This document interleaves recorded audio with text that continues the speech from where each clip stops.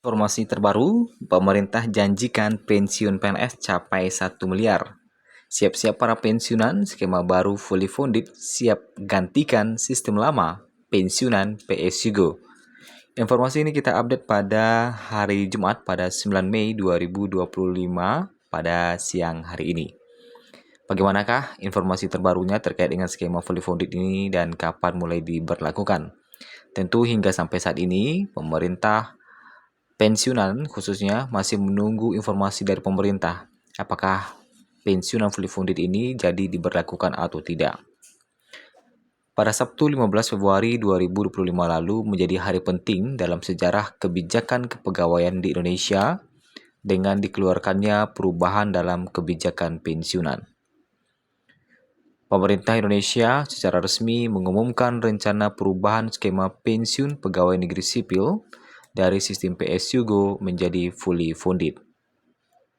Perubahan yang digadang-gadang mampu membawa angka pensiunan PNS mencapai hingga 1 miliar ini menimbulkan banyak diskusi hangat di berbagai kalangan, termasuk dari sisi manfaat, tantangan, dan potensi dampaknya terhadap APBN.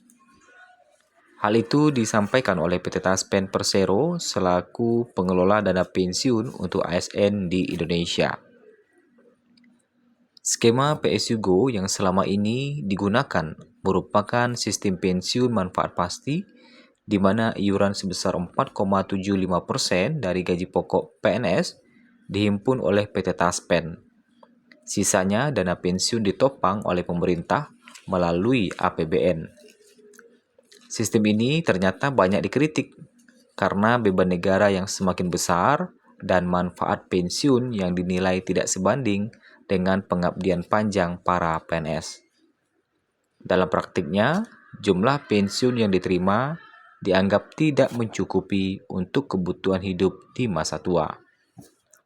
Sementara itu, skema fully funded merupakan sistem iuran pasti di mana jumlah dana pensiun dihitung berdasarkan akumulasi iuran baik dari PNS maupun pemerintah selaku pemberi kerja. Iuran ini dihitung berdasarkan persentase dari total penghasilan atau dari gaji pokok atau take home pay, bukan hanya dari gaji pokok saja, sehingga jumlahnya akan jauh lebih besar dibandingkan skema lama. Salah satu hal yang paling menarik perhatian dari pengumuman ini adalah potensi nilai pensiun yang dapat diterima oleh seorang PNS bisa mencapai hingga 1 miliar rupiah. Nilai ini tentu bukan angka yang kecil, terlebih jika pengelolaan dana dilakukan dengan tepat dan efisien. Konsep fully funded memungkinkan setiap PNS memiliki akun pensiun masing-masing. Salah satu hal yang paling menarik perhatian dari pengumuman ini adalah potensi nilai pensiun yang dapat diterima oleh seorang PNS yang bisa mencapai hingga 1 miliar rupiah. Nilai ini tentu bukan angka yang kecil, terlebih jika pengelolaan dana dilakukan dengan tepat dan efisien. Konsep fully funded memungkinkan setiap PNS memiliki akun pensiun masing-masing yang tumbuh seiring dengan kontribusi dan hasil investasi. Nah, jika diakumulasikan dalam waktu puluhan tahun, apalagi dengan sistem bunga majemuk dan investasi yang tepat, nominal investasi tersebut bukan mustahil dicapai. Namun tentu saja ada sejumlah syarat yang harus dipenuhi untuk mewujudkan angka tersebut, seperti besaran iuran yang cukup tinggi, periode kerja yang panjang, serta hasil investasi yang optimal. Pemerintah di sini tidak hanya bertindak sebagai penyedia dana, tetapi juga harus memastikan bahwa manajemen dana pensiun berjalan secara profesional dan bebas dari praktik korupsi maupun penyalahgunaan wewenang. Meskipun potensi manfaat dari skema fully funded ini cukup besar, tantangan yang dihadapi pemerintah juga tidak kalah berat. Salah satu tantangan utama adalah menyesuaikan struktur APBN agar tetap seimbang. Saat ini alokasi belanja untuk pensiunan dan uang tunggu PNS bahkan lebih besar dari belanja modal untuk pembangunan infrastruktur. Jika tidak dikendalikan, beban fiskal bisa meningkat secara signifikan dan membahayakan stabilitas keuangan negara. Selain itu, pengelolaan dana pensiun harus dijaga dengan transparan dan profesional. Pemerintah perlu belajar dari berbagai kasus penyalahgunaan dana pensiun di sejumlah BUMN yang sempat mencuat ke publik. Untuk itu, pengawasan ketat dan regulasi yang tegas sangat diperlukan agar dana pensiun yang terhimpun benar-benar digunakan sesuai dengan tujuan. Lantas kapan akan diberlakukan terkait dengan skema fully funded ini? Jika tidak ada kendala, yang berarti pemerintah menargetkan skema fully funded ini mulai diberlakukan pada tahun 2025 ini secara bertahap. Tahapan implementasi akan dimulai dari ASN yang baru diangkat, sedangkan untuk PNS lama akan dilakukan transisi bertahap dengan opsi untuk migrasi ke skema baru atau tetap pada skema lama sesuai ketentuan dan pilihan individu.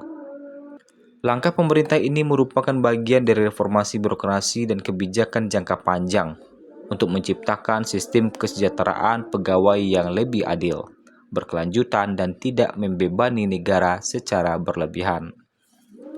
Skema pensiun yang kuat akan memberi ketenangan bagi para abdi negara dalam menjalankan tugasnya, sekaligus menjadi bentuk penghargaan atas dedikasi mereka selama bertahun-tahun.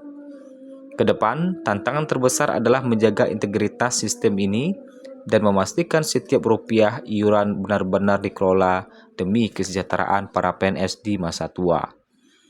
Nah, terkait dengan kapan mulai diberlakukannya hingga saat ini, waktu jelasnya ini masih belum diumumkan oleh pemerintah. Hanya saja bocoran-bocoran itu akan diberlakukan di tahun ini, tetapi belum ada regulasi resmi yang keluar terkait dengan skema fully funded ini kapan diberlakukan. Nah, seperti itu. Memang saat ini pemerintah tengah gencar melakukan pembahasan terhadap reformasi ASN yang nantinya akan dirumuskan menjadi undang-undang turunan dari undang-undang yang telah ada sebelumnya. Tentu kita harus menunggu dari pemerintah ataupun dari Menteri Keuangan aturannya. Ketika sudah selesai aturannya, barulah kita tahu pensiun fully funded ini kapan diberlakukan, kemudian siapa saja yang berhak untuk menerima pesangon pensiun ini. Apakah pensiunan lama tetap mendapatkan skema baru atau tetap menggunakan skema lama. Nah, itulah informasi di Jumat 9 Mei 2025 ini pada sore hari ini. Bagi Bapak Ibu, pantau terus perkembangannya. Jangan sampai salah informasi dan jangan sampai mendapatkan informasi-informasi yang hoax dari beberapa saluran lainnya.